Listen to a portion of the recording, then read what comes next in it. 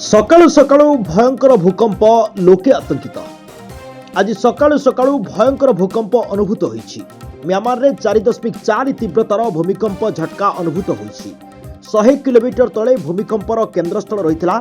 सेहिपरि December 15 एवं 11 तारिख रे पूर्वरु भूमिकंप अनुभूत होइतला बोली भूकंप विज्ञान केन्द्र पक्षरु सूचना मिलिछि।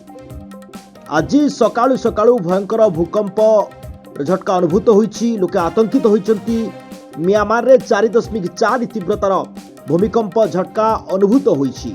100 किलोमीटर तले भूमिकंपर केन्द्रस्थल रहितला। सेहिपरि डिसेंबर 15 एवं 11 तारिख रे पूर्वरु भूकंप अनुभूत होइतला बोली भूकंप विज्ञान केन्द्र पक्षरु सूचना मिलिछि। तेबे म्यांमार रे 4.4 तीव्रतार भूमिकंप झटका अनुभूत होईछि।